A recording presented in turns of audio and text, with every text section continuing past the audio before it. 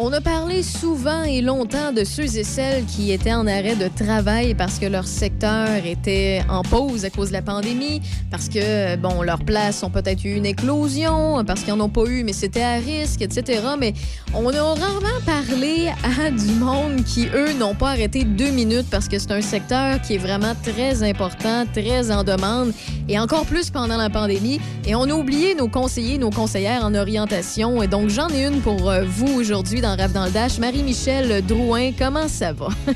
Salut Raphaël, comment ça va? Ça va. Toi, t'es sur le bord là, d'avoir un petit break là, parce que tout recommence tranquillement. Donc, toi, tu vas pouvoir faire un petit peu plus dodo. Écoute, pas à tout. Ah non, pas à tout? Non, hey, ça arrête pas, ça dérougit pas. Je te dirais que c'est une année où ça fait 14 mois que les gens sont en questionnement, en remise en question. Écoute, autant secondaire, collégial, universitaire et professionnel, là, ça dérougit pas du tout. Bien, justement, en commençant par le secteur plus professionnel, là, si on laisse tous les étudiants un petit peu de côté, parce que souvent, quand on parle d'orientation ou de réorientation de carrière, on pense souvent au secondaire ou au cégep ou à l'université quand on a rencontré une conseillère en orientation ou un conseiller. Puis, la seule fois qu'on a parlé à quelqu'un, mais c'est un service qui est offert aussi aux adultes. Puis, pendant la pandémie, moi, la première question que j'ai le goût de te poser, c'est quel type, mettons le profil type des gens qui venaient le plus ou qui appelaient à l'aide à un professionnel? J'ai de la misère à répondre à cette question-là parce que moi, j'ai une clientèle qui est très, très, très diversifiée. Donc, j'ai eu autant, mais si on parle des adultes, là, j'ai eu autant des gens qui ont perdu leur emploi à cause des fermetures. Puis, si on parle du secteur événementiel, la restauration, tu sais, tous les secteurs durement touchés, là, qu'ils sont encore d'ailleurs, là, il y a eu beaucoup de gens qui ont décidé de profiter de ces moments-là pour se réorienter. Donc, ça a été des processus exploratoires pour identifier une nouvelle profession puis se mettre en action vers les centres de formation. Il y a beaucoup d'adultes qui ont visé les AEC, les DEP, parce que les attestations d'études collégiales, c'est des formations de courte durée. Fait qu'il y en a qui ont vraiment plongé puis qui ont dit c'est là maintenant que je fais juste ça. Puis, il y en a d'autres que la réflexion est venue en cours de route, que c'est leur travail. Parce que les gens ont été beaucoup pris, là, c'est ce que j'ai remarqué dans la dernière année, là. Les gens ont beaucoup été pris dans leur maison en télétravail à travailler. Puis c'est comme si le travail avait perdu un sens. OK, je comprends. comprends. Parce que les autres sphères de la vie sont pas comblées. Fait que là, tout d'un coup, les gens ont remis en question beaucoup pourquoi je fais ce travail-là? Pourquoi je retourne pas aux études? Ouais. C'est ça. Ouais, nous, où je change complètement d'entreprise, ou des fois, réorientation rime pas avec retour aux études. Mm-hmm. Réorientation rime avec repositionnement professionnel ou développement de compétences pour trouver un nouvel emploi. Mais pour vrai, il faut beaucoup de courage. Je salue tous les gens là, qui se sont réorientés ou ont décidé de retourner aux études ou quoi que ce soit parce que, anyway, il était en pause ou il n'y avait rien d'autre à faire. Je vous salue. Puis vous avez décidé de prendre votre courage à 2 mains puis de sauter en espérant que le filet apparaisse tout juste en bas. Puis j'imagine que ça servit pour la plupart des gens. Mais c'est vrai, là. Les gens qui te rencontrent, j'imagine qu'il y en a qui devaient être un petit peu perdus, là. Puis c'est comprenable. Ah oui, puis souvent, moi, j'appelle ça le cerveau fait du popcorn. Là. Les idées pop-up dans tous les sens. J'aime beaucoup cette expression-là parce que les gens partent à rire quand je la nomme. Là. Mais souvent, les gens, ils savent pas où chercher, ils savent pas comment se déposer. Ils ont 12 idées en même temps. C'est un vrai casse-tête. Fait qu'il faut prendre les morceaux à la fois, être capable de cibler mais comment on veut la suite, c'est de définir ses intérêts, ses valeurs, ses aptitudes. Ça demande du temps. Hein. Puis souvent, les gens, on est dans une société de consommation rapide. Puis les gens oublient que pour être capable de prendre des décisions aussi importantes, il faut prendre le temps de s'arrêter. Ben oui, c'est ça. Parce que si on s'arrête pas, on fait juste répéter les mêmes patterns souvent. Puis tu sais, je pense que la pandémie aussi a été une claque en plein visage pour monsieur, madame, tout le monde qui était satisfaits de leur travail, de leur job, l'environnement dans lequel ils travaillaient au quotidien, de leur petite routine, mais qui manquaient un petit boost d'énergie. Puis peut-être que l'arrêt ou le télétravail a fait en sorte qu'ils se sont dit « Pourquoi je me choisirais pas? » Fait longtemps que c'est correct, je suis en sécurité, mais pourquoi que je vivrais pas un petit peu d'insécurité pour quelque chose de meilleur? Me semble que c'est le temps de faire le saut. Oui, ça a été... Écoute, souvent les gens, Raphaël, là, si je reste dans le même ordre d'idée, là, les gens vont me demander c'est quoi les réorientations de carrière qui t'ont marqué, là, un changement de profession à un autre. Puis j'en ai pas tant, ça. Ce qui me marque, moi, dans mon bureau, c'est l'énergie que les gens mobilisent pour faire le changement. Tu sais, Ouais. toute la confiance en eux qui développent, la drive que ça demande pour bouger puis sauter dans le vide, là, comme tu dis. Fait que moi, c'est plus ça qui me fascine puis qui me marque, puis d'être là dans ces moments où, faire partie de la transition de la personne. Être un élément déclencheur, un élément qui aide à la réflexion. Fait que c'est souvent ce mouvement-là qui se passe qui me fascine à chaque fois ou qui me marque des processus et non les changements de carrière en tant que tel. Comment ça fonctionne pour quelqu'un qui, justement, la dernière fois que s'est fait conseiller ou qui a rencontré un conseiller ou une conseillère en orientation, ça a été au secondaire ou au cégep, comment ça fonctionne en tant qu'adulte, le processus d'orientation ou de réorientation de carrière? C'est quoi les premières étapes? La même façon que ça fonctionne au secondaire, c'est juste que la capacité d'introspection d'un adulte est rendue beaucoup plus loin. Puis là, ça va être différent entre chaque conseiller d'orientation. Chaque conseiller d'orientation a sa méthode de travail. Moi, souvent, avec un adulte, il y a un adolescent est en train d'apprendre à se connaître. Donc, c'est pour ça qu'ils ont beaucoup le « je sais pas » facile. Il faut les aider à mettre des mots. Ouais. Tandis qu'un adulte a l'expérience, a du vécu, a cheminé dans sa vie. Donc, il faut faire la rétrospective de qu'est-ce qui s'est passé, dans quoi tu as étudié. Juste refaire l'histoire pour voir où on est rendu, pour être capable de dire, maintenant, je suis ici, puis comment je me projette dans le futur. Fait que c'est pas le même cheminement, c'est pas la même réflexion. Fait que c'est repartir de la base aussi, là, c'est tout refaire l'histoire. Si vous savez pas comment amorcer une réflexion en orientation, refaites le chemin. Dans quoi vous avez étudié, pourquoi vous l'avez choisi, où vous êtes allé, qu'est-ce que vous avez retenu de chaque employeur, qu'est-ce qui vous a marqué positivement, négativement. Faut vraiment faire ce recul-là pour être capable de se repositionner vers le futur. C'est comme ça qu'on commence. Puis avant de prendre un rendez-vous et tout ça, je comprends qu'on peut déjà entamer cette réflexion-là, cette analyse-là, mais est-ce qu'on a besoin d'amener des documents, des papiers, de l'information? Est-ce qu'on a quelque chose à amener quand on va dans le bureau d'un professionnel? Pas nécessairement, non. Il y en a qui les amènent, là, mais c'est pas tout le temps nécessaire. Souvent, ça vient après la première rencontre, parce que la première rencontre, elle sert à justement faire connaissance, voir si la relation s'établit entre le conseiller et le client.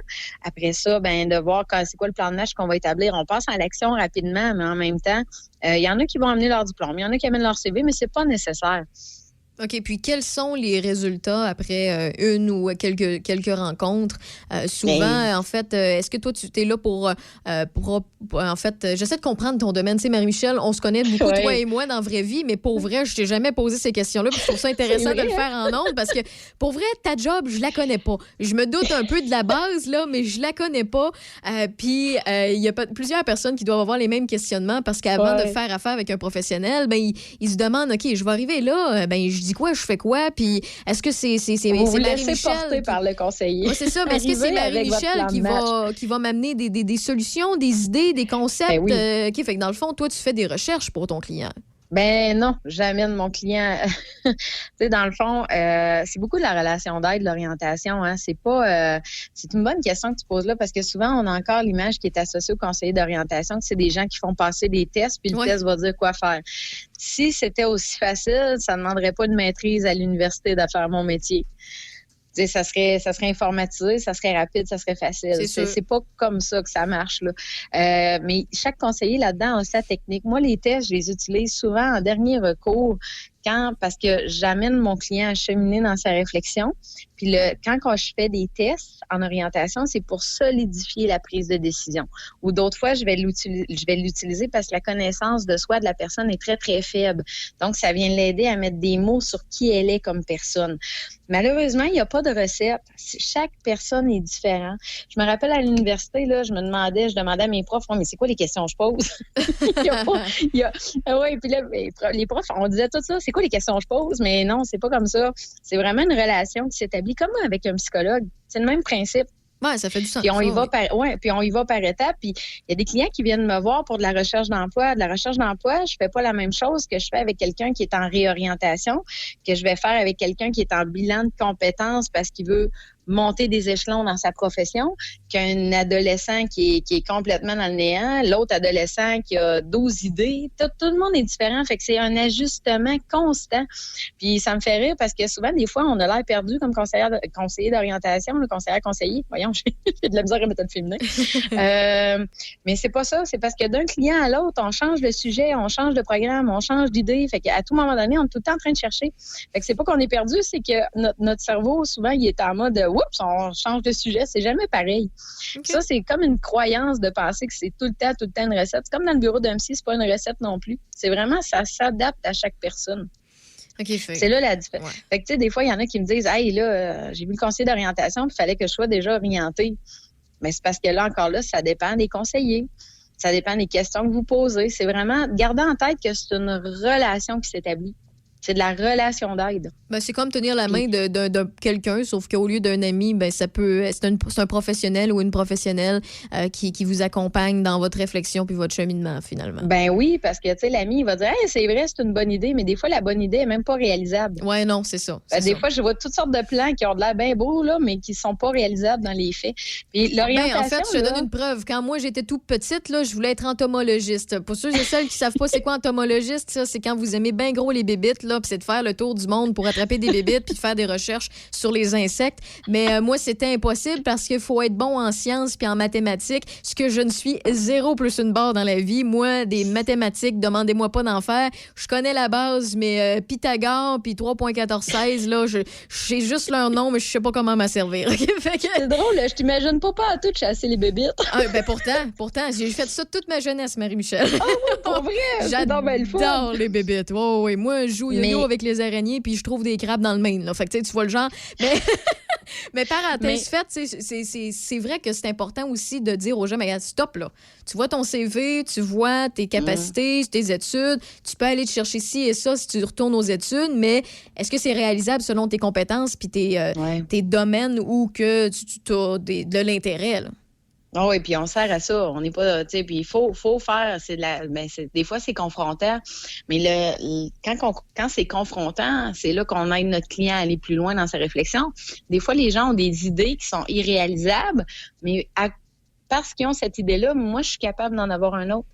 Mm-hmm. C'est là qu'il y a de l'établissement, il y a une relation. Puis plus les gens parlent, plus on a d'informations, plus on est capable de les aider. Ce qui est difficile à l'adolescence, puis pourquoi des fois les gens ont des mauvais souvenirs des conseillers d'orientation.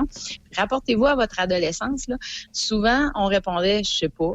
Si vous avez des ados à la maison, vous savez que le « je sais pas » est rapide. Il est populaire, oui. Il est très populaire, mais il est aussi populaire dans mon bureau. À un moment donné, moi, j'ai atteint une limite dans mes « je sais pas ». Fait que souvent, je vais faire la blague. J'ai dit, là, il me reste 5 questions. Si après tes 5 questions-là, tu m'as encore répondu « je sais pas », moi, je peux pas t'aider, là. Parce que j'ai besoin des informations. Souvent, ils partent à rire. J'ai dit, on essaie de trouver une autre réponse. Oui. On va creuser un peu plus loin. Mais il y a une phrase, là, moi, que j'aime, là, c'est que souvent, on a l'image que l'orientation, c'est prédictif. C'est pas prédictif, c'est évolutif et constructif. Vous n'êtes pas des médiums, là. Vous faites juste aider écoute, à si enligner c'était facile de même. Oui, non, c'est ça. J'aurais prédit une pandémie. On aurait tout pu se préparer. On pouvait pas. En tout cas, les médiums auraient besoin de formation continue parce que personne ne l'a prédit. Oui, c'est vrai. Mais, joke plate, là, mais bon. Mais c'est évolutif et constructif. Ouais. Fait que c'est juste de penser comme ça, déjà là, quand on pense à rencontrer un conseiller d'orientation, c'est comme si on se mettait dans le mode, écoute, je suis en train d'évoluer, puis je suis en train de construire ma nouvelle idée. Et c'est pas prédictif. Non, mais je suis contente que tu me dises en même temps, parce qu'il y en a plusieurs qui ont beaucoup de jugement puis qui disent qu'est-ce que je vais faire? Aller voir un conseiller en orientation. Je dis, OK, je vais y aller. Finalement, il arrive dans le bureau puis il dit, dis-moi que je vais faire. Ben, ça t'appelle. Ben non, écoute. On va commencer par le début, c'est pas ça. Là. Mais, puis, le principe d'apprendre à pêcher, là. Oui, on apprend à pêcher. Moi, souvent, j'outille beaucoup mes clients. Et parlant d'outiller tes clients, est-ce qu'il y a de la paperasse que tu peux aider les clients à faire? Mettons que je pense à, la base, là, un CV, une lettre de présentation. Ben oui. Est-ce que c'est des choses que les conseillers en orientation aident? Oui, moi c'est un service que j'offre quand les gens ont besoin de refaire leur CV. Mais il y a beaucoup, si vous avez moins de 35 ans aussi, les Carrefour Jeunesse dans Emploi font ça aussi gratuitement. Mais oui, c'est un service que je peux faire avec les clients. OK, bon, c'est pratique. Puis est-ce qu'il y a d'autres choses aussi, d'autres services qui sont offerts par ce genre de service-là lorsqu'on fait appel à un professionnel?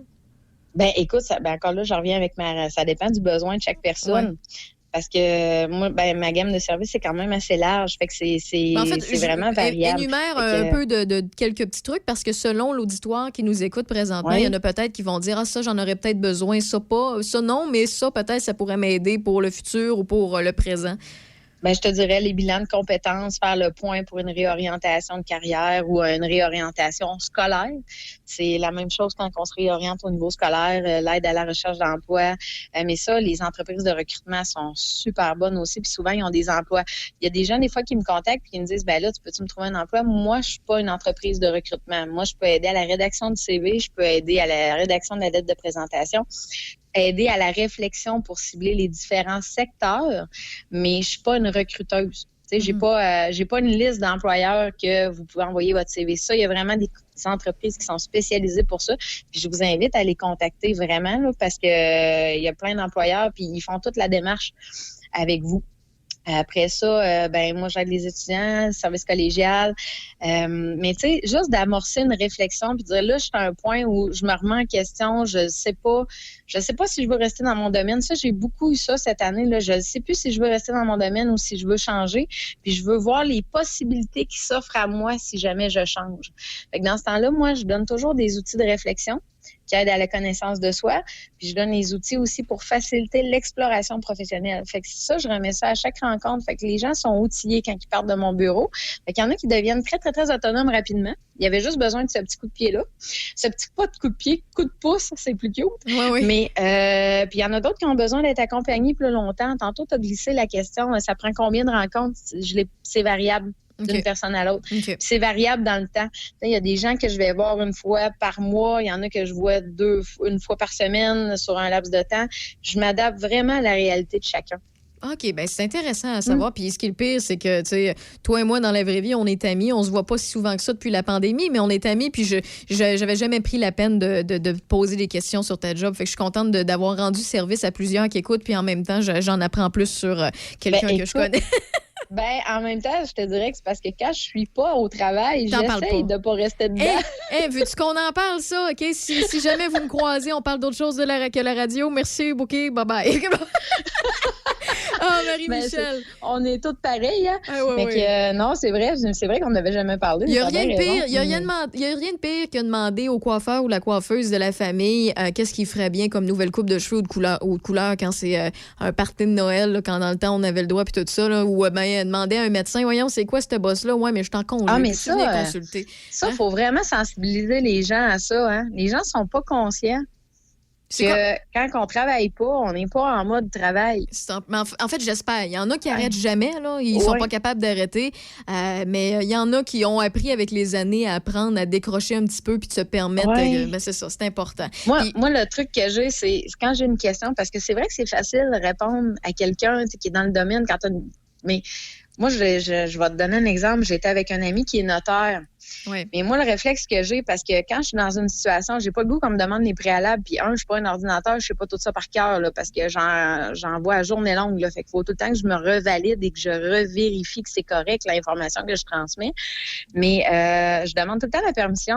J'aurais une question à te poser. Est-ce que tu es disponible à me répondre si oui ou non? Si tu me dis non, c'est bien correct. Puis souvent, les gens vont dire, sens-toi bien à l'aise de me répondre. Non, c'est ça, c'est important. Puis ça fait toute la différence parce que c'est comme on les oublie là, mais les gars de la construction là ou les filles de la construction là, ils n'ont pas nécessairement le goût de passer leur fin de semaine à aller aider des amis sur le balcon. J'espère bien, ils ont le droit à un break, surtout qu'ils travaillent fort. Puis, c'est ça, mais souvent ils le font, puis souvent on a le réflexe de leur demander, mais on oublie. En fin de semaine, viens m'aider pour mon patio, mon garage, mon balcon. Ah non, c'est ça, donnez-leur une chance de se reposer. Puis justement, parlant de se reposer, Marie-Michel, ta journée est finie. C'est moi qui t'as rallongé présentement sur les ondes de Choc 88.7. Fait que merci beaucoup de tous ces conseils-là, de tout ce plan-là. Ça nous donne une idée que tout est faisable encore, que même si la pandémie, ça allège un petit peu. Si ça se peut, on l'espère pas, mais ça se peut qu'on en replonge dedans. Si on ne replonge pas dedans, tant mieux. Si vous cherchez à vous orienter, à vous réorienter, eh bien, vous pouvez faire affaire à un ou une professionnelle. Et si jamais on veut communiquer avec toi, Marie-Michel Drouin, on fait comment? Ben, écoute, sur mon site internet mariemicheldrouin.com, il y a mon adresse courriel. Je vous dirais de communiquer avec moi plus par courriel parce que je suis tout le temps en rencontre, donc c'est difficile de me contacter par téléphone. Puis en même temps, sur mon site, Raphaël, là, vous avez tous les services que j'offre. Puis il y a une section, voyons, c'est outils, références et outils, il me semble. J'ai un petit blanc, là. J'ai mis des sites, des livres en référence qui sont des excellents livres qui amènent à la réflexion. Il y a des sites Internet qui sont nécessaires en orientation que vous pouvez avoir accès. Puis il y a même des petits tests gratuits que les gens peuvent faire qui sont quand même bien. Ah, génial. C'est des outils qui sont pratiques si vous voulez amorcer votre réflexion. C'est mariemicheldrouin.com. Puis la meilleure façon, c'est par courriel ou par ma page Facebook professionnelle. Puis s'il y a quoi que ce soit et que vous oubliez son nom, tout simplement, nous écrire sur la page Facebook de Choc FM 88.7 ou me trouver sur Facebook, Raphaël Beaupré. Ça va me faire plaisir de vous orienter vers Marie-Michel Drouin. Hey, merci Raphaël, c'est un plaisir de te parler de ma profession, ça fait changement. Ben oui, ça fait changement de parler de tes chats et des miens. Bon, mais salut là. Bonne journée, prends soin de toi. Par repos.